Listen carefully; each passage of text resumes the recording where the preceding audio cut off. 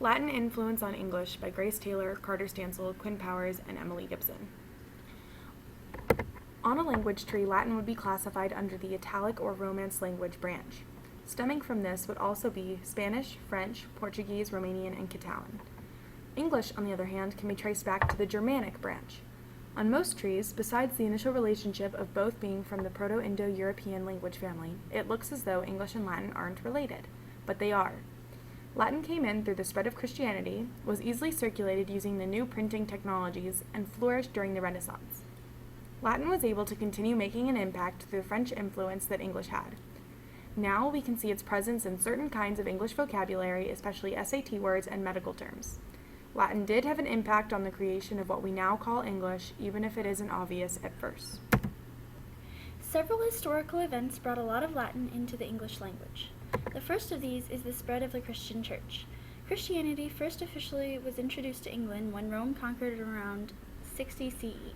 However, it was not very popular until St. Augustine started the missionary movement, and it became very powerful after the Anglo-Saxon invasion. Several Christian things really facilitated the entry of Latin into English.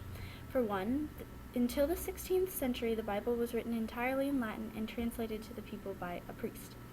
Masses were also in Latin, so for the people to understand them, they had to incorporate some Latin into their speech.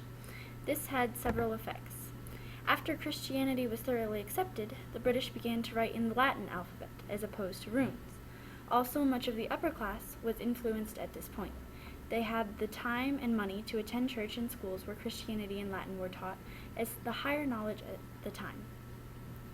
Along with many everyday words, specific words were used only in churches over and over, and as such, these Latin terms became a huge part of the English language. For example, abbatem became abbot, sabbatum became Sabbath, angelus became angel, and propheticus became prophet, as well as many, many others. The Renaissance also facilitated the movement of Latin words into the English vocabulary. The Renaissance was a cultural rebirth and intellectual reformation began in Italy as a renewal and interest in the Greek and Roman classics. These ideas and interests in ancient language were taken into England by many traders as time went on. Before the Renaissance, Latin was considered the language of education and was mainly prominent among the higher class. However, during the English Renaissance, due to interest in classics, a lot of classical literature was translated into English. Therefore, many new Latin terms were introduced to English as synonyms or to fill in holes where there were no words already in the language. Latin became no longer the language of scholars, but was melded with common English. At this time, new words were also created with Latin roots, as people wanted to use the language more and more because it was so popular. With the introduction of the printing press to England, the number of books mushroomed, and ideas and newly introduced Latinate words spread more quickly into a wider audience. The commonplace people were able to access scholarly works often written in Latin, with some Latin words, and in this way they could add bits of the language to their own.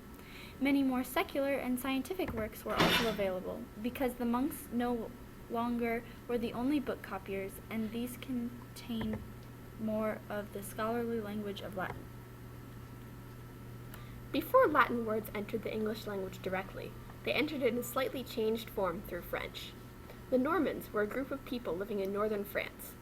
In 1066, they came out of France led by William the Conqueror and conquered the Anglo-Saxons, who were living in Britain at the time. The Normans' language was a Romance language. It came from Latin when the Romans conquered Gaul, which was their name for France. There are many cognates between English, French, and Latin.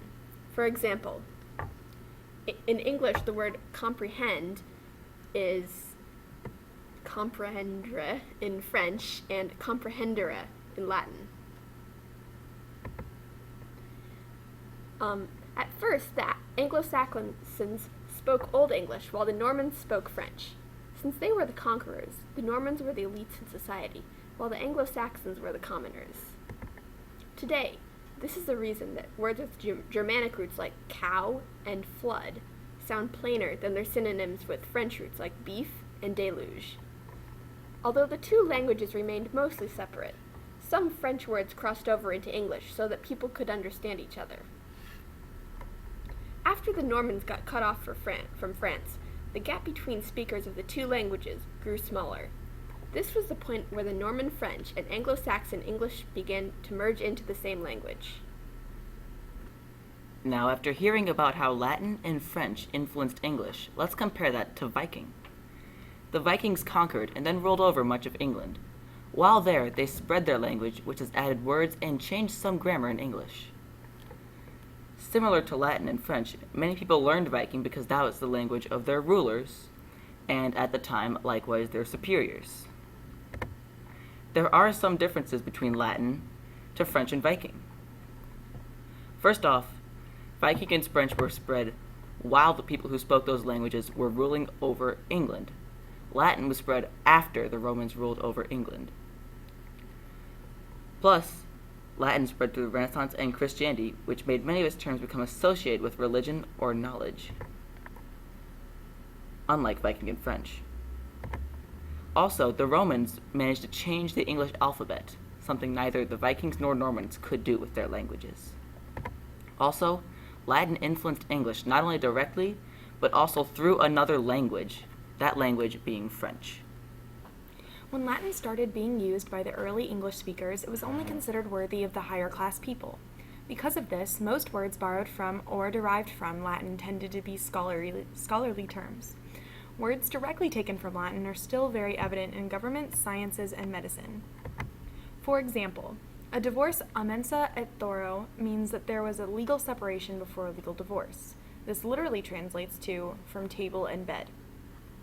So Latin words in English tend to be longer, more scientific, and normally not words used in everyday conversation, except for inkhorn terms.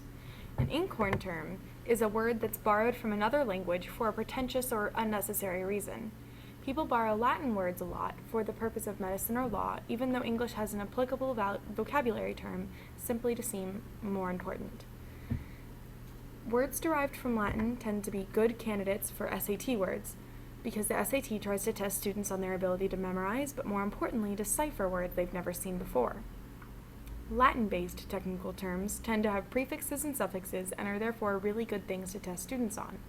The idea being that by knowing the parts of the words, they can choose what the whole must mean. An example of a word directly taken from Latin is tricentennial. Both parts of this word are taken directly from Latin. The Latin word tres, meaning 3, led to the prefix tri in tricentennial, and the Latin word centenarius, consisting of 100, led to the word centenary, meaning a group of 100, first used in the 1600s, which eventually created centennial, meaning 100 years. Latin words permeate the modern English language, and many of what we consider to be scholarly terms come from Latin. It all goes back to a series of events that brought this classical language into the Germanic English language, from the invasions of Rome and the Normans, through the Church and the Renaissance, carried by the printing press. Latinate words of modern English have come a very long way.